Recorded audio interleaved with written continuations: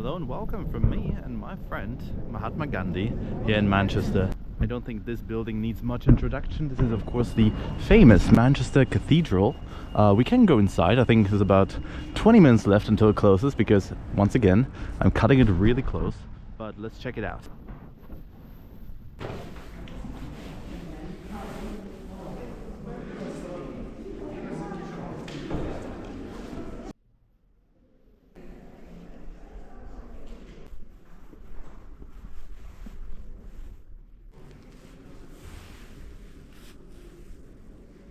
That's a really cool one, guys, but obviously I can't talk too loudly. But look at this room. Wow. Bishop of Manchester. Right there. And there you go, guys. I'm actually on a business trip to Manchester these days. However, today's a Sunday. My business trip starts tomorrow, which means we can explore the city a little bit. I'm going to show you around. We're obviously in the main square of the city with the cathedral, but we're about to go to Piccadilly, which is where I'm staying. Obviously, this is the area where you will find very traditional English pubs, like this one. This is the Mitre, I have no idea, hotel, and the Old Wellington right there. These look super old.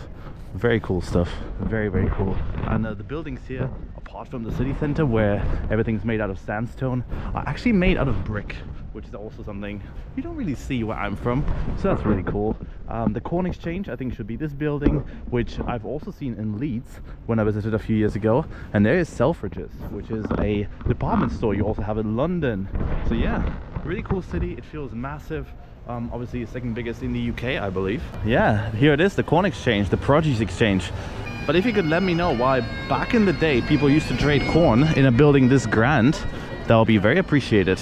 And there you have England's most significant cultural institution, Wetherspoon, right there. Also Nando's and Wagamama, all three of them. And this is the National Football Museum. It's a guy playing the what's the name for that? The Scottish bagpipes. There we go. Got it. But yeah, let's check out the main shopping street here in Manchester. Wow, this guy's loud. Look at some of these buildings right here. Wow. And then this is the Market Street, the most significant shopping area here in Manchester. Look at it. Pretty damn cool, isn't it? Urban Outfitters, all wooden. A couple stands where you can buy things, some food. And we're actually going to turn off from this street and into here because, believe me guys, the side streets in Manchester are really, really cool. And they're very Victorian. Alright, there's an Iraqi flag on this building. I think the General Consulate of Iraq here in Manchester is in that building right here. It looks almost like a bit of a townhouse or a castle. But yeah, this is Manchester for you guys. Some Range Rovers on the street. Quite a wealthy city, at least in the central bits. Outside, not so much. Okay, this is actually cool. I stumbled upon this building and it looks grand. It looks huge. Look at that. Look at the windows over here. And this is the Lucky Cat restaurant by Gordon Ramsay. Of course, he has hundreds all over the world, I'm pretty sure. But yeah, one of them right here. And look at all the other buildings around. Some luxury restaurants. The Britannia Hotel, which is actually not that impressive, but still, it's around here as well. It's just a really pleasant place. It really is, guys. And there it is, the Concert Lane. I saw that on the way here, and honestly, this little lane looks so cool to me. I don't know what it is, but it's just so narrow. The buildings look almost Victorian. I think some of them are. This one, for instance, is newly built. This one is old. I like it, essentially, is what I'm saying.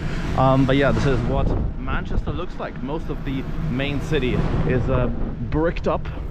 Maybe not the right usage of that word, but anyway, there's smoke coming out from there, and yeah, the city is just really, really cool. Also, I should add that the city is absolutely so much cheaper than London. My hotel, which I'm going to show you in this video, cost me £51, £52. It's actually a Leonardo hotel, which is a 4-star hotel by the main train station, Piccadilly, and well, let's just say London would be about 4 times the price, if not more, for a similar size room and, you know, level hotel. So Manchester a lot cheaper and honestly just as pleasant. And there in front of me is actually the Britannia Hotel with the most illustrious history. However, unfortunately, I've seen some reviews and in recent years it really fell into disrepair. You can kind of see from the outside the hotel is not what it used to be, but still a yeah, you know, a hallmark of British architecture back in the probably 19th century, I would guess. A bit of a shame. I know some people have strong opinions on how the UK fell off, and I'm not saying it's, you know, the most advanced country in the world, but it's definitely not as bad as people make it seem sometimes to get views on YouTube. Interestingly, Nicholas Street right there is also written in Mandarin, so I do wonder whether this is Chinatown perhaps? Possibly. I don't know what Chinatown is, or if there is a Chinatown here in Manchester.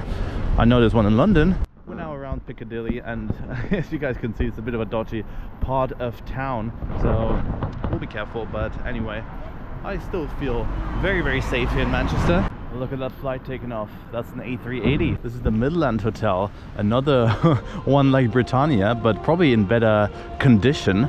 And that over there is actually the area where I'm staying, behind Piccadilly Central Station. I think this is like the business district and some yeah, 4-star, 3, 4, 5-star hotels. And then if you guys wonder what this building is, this is the hold on, let me look it up.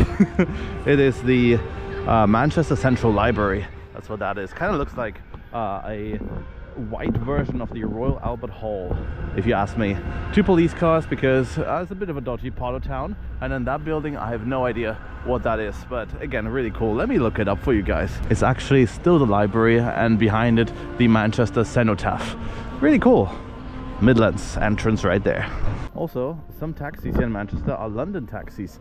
Oh look, Mumford & Sons are playing in the Albert Hall right here. I could definitely see myself living in that building over there. That's of course if I had £3,000–4,000 pounds a month to spend on the rent. Deangate, a very notable street, is just to the right of us. Also, look at the cool design of this Cuban restaurant and the British post boxes right here. Just like in London. This is everything that represents the UK. The dirty martini, there's Prime Minister, and this is Deansgate. Very cool street. There's nothing much here. It's just a very central area and quite popular for people who are visiting Manchester. So if you guys visiting Manchester, this is where you might be staying. Let's actually just stop for a minute. Not because of Sexy Fish, which looks to be a bar or something, but because of this. This is the John Rylands Library, old building. Not sure when it was built, almost looks Gothic or something. So definitely several hundred years old.